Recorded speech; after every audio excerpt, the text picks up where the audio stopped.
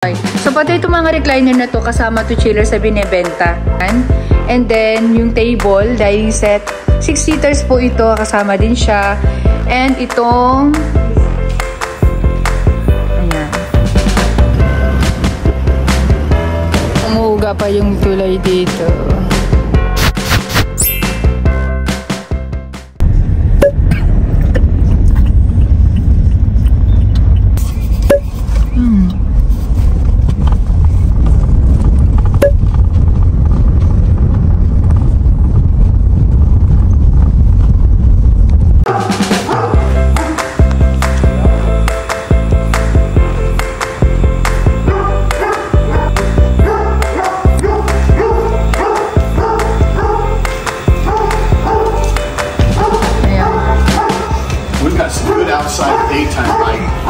Magandang gabi. Okay po. Let's go. Okay. Long day. Ay, bukas na natin. Ito natin. So, ito yung bahay. Okay, nasa screen po ninyo ang sukat nitong bahay. Ayan. Okay. So, pati itong mga recliner na to, kasama to chiller sa binibenta. Maging po yung yung aircon po dito, kasama na po yan sa 7 million. Napakamura chillers. Nagulat nga ako kasi akala kong ini-expect kong bahay is parang maliit lang, parang bungalow lang, ganyan. Pero kung ako lang may pera, bibilhin ko to talaga, promise. Ang tahimik pa naman dito sa lugar nila, para sa akin ha. So yung TV po, hindi kasama. Pero yung sa baba na yan, kasama yan. And then, yung vlog ko ngayon legit na legit talaga. Hindi ako natural lang para talagang legit yung mapapanood po ninyo. Ayan. So, meron po ditong 1 bedroom. And then, yung table, dining set, 6 seaters po ito. Kasama din siya. And itong freezer dito. Ayan. Pero ito hindi to kasama. Ito lang. Ayan. So, natural lang po yung makikita nyo sa vlog ko. Kasi ayokong pagdating nyo dito sa bahay, isipin nyo, ay, ang ganda ng pagkakakuha, ganyan-ganyan. Hindi. Natural lang. So, ayan yung kanilang cabinet dito. Pagsa ko lang po isa, ma'am, ha? Okay. So, yan. Yan. Sa mga magtatanong po, yung kitchen po dito ay medyo maliit. Maliit po dito sa loob, pero meron po tayong dirty kitchen. Yan. So, ito yung dirty kitchen, silipin natin. So, ito yung kanilang dirty kitchen. Pag interesado po kayo, i-PM nyo lang po ako. And ito naman yung kanilang bathroom. Yan. Yan. Even mga lights, ayan, hindi na po nila din yan tatanggalin. Ayan, ayan siya. And let's go tayo sa upstairs. Ayan. Ayan siya.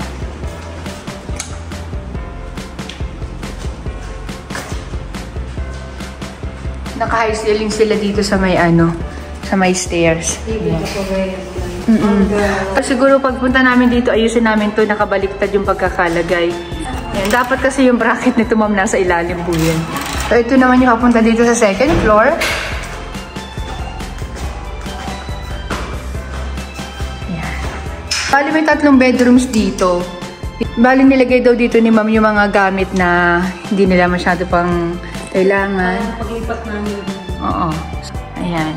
So, may isang bintana, naka-blinds na din yan. Ayan. So, dito po sa room na to, ano po dito, kasya po dito ang queen size, king size, kasya din po dito. So, maglalagay lang kayo ng cabinet dito. Dito po walang aircon, ha. Kayo na lang bahala kung gusto nyo magpalagay ng aircon dito. Ito naman yung itsura dito sa may hagdanan. Ayan. Dito naman tayo ngayon sa next room. Ayan. Pero bago natin puntahan yung next room, dadaanan nyo muna dito yung bathroom. Ayan. Ayan. Ayan siya. So, PMS the key. Kasi alam ko marami naghahanap sa inyo ng bahay na ganito. Ito yung second room. Ang laki din.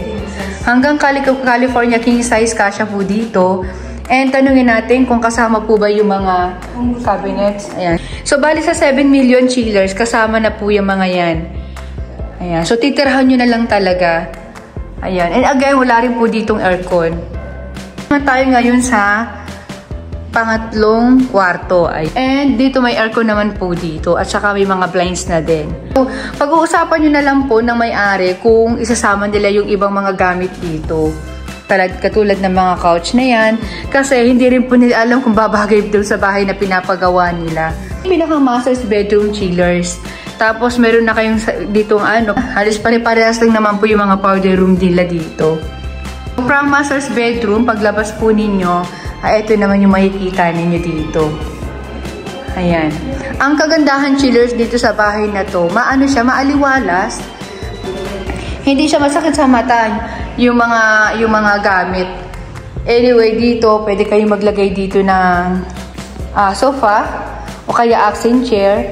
Yan. Tapos ito naman yung daan papunta dito sa terrace. Ayan siya.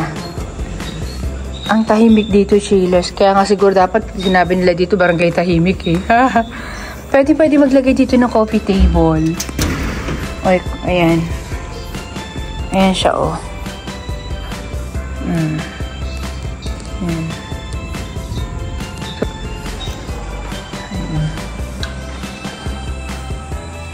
siya. Yan. Kahit po yan, kasama yan sa babayaran. So, gamit na lang talaga ninyo na kung ibang mga pandagdag na gamit nyo na lang talaga ang i-aakyat nyo dito. Ayan, oh. Tsaka ang kagandahan dito sa hagdanan nila, hindi mahirap akyatan, hindi sobrang taas ng step, sakto lang. Ayan.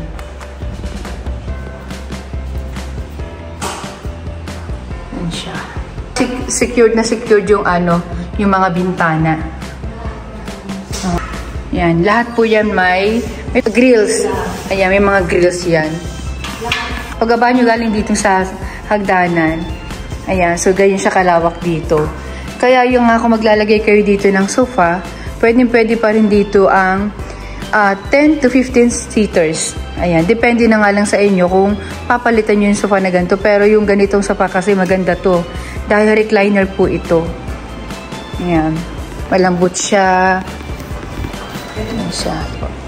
Ayan, so ayan. Ayan. Kung pwede naman nyo naman po akong kontakin para ma-change natin yung color. Pwede nyo pong ipa-medium gray or light gray po. So, wala kayong dapat ipag-alala dahil secured na secured yung bahay dahil meron ditong CCTV. Grills pa yung mga bintana nila hanggang sa likod. Ayan siya. So, ang oras po ay mag-8:30 na ng gabi.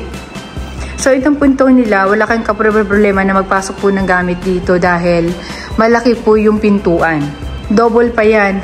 Ayan siya. So, ito, at muntik pa nga akong bumangga dito kanina kasi akala ko open na. May mga... So, dito sa harap ng bahay ni Ma'am, may mga halaman dito. Na sinadya talaga ni Ma'am na hindi tanggalin niya para kahit paano hindi kita sa loob. Ito naman yung kanilang parking area. Ayan, so kasya dito ang isang sasakyan. May storage room din dito. Oo. Oo. Mga ilang taon na po kayo dito nakastay, Ma'am? Ha? 2 taon lang namin dito. O, 2 taon lang pala nila ito tinirhan. Ibibenta na kaagad. So, ito nga pala yung front ng bahay at pinapa-open ko nga kay Ma'am yung mga ilaw. Sa mga magtatanong po, 2 taon lang po nila ito tinirhan. And ang dahilan po talaga kung bakit nila ito binebenta dahil lilipat na po sila sa mas malayo, mas tahimik, mas probinsya. Anyway, matahimik naman daw po dito sa lugar nila. Kaya lang, alam niyo naman pagka mga foreigner, mahilig talaga yun sa overlooking at saka yung mas tahimik talagang lugar. Sa inyo kanilang terrace, sa harap. Ayan.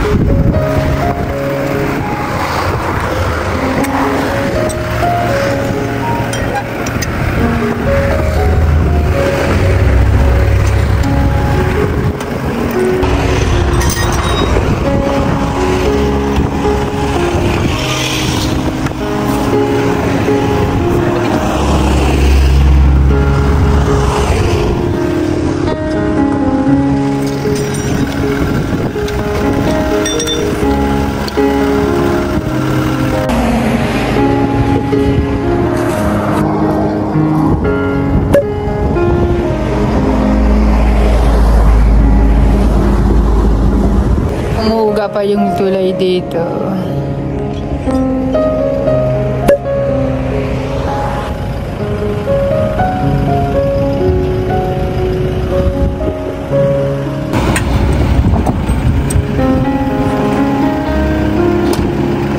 Paano na lang ko si Kuya Judy yung kasama ko? Iyak na kami.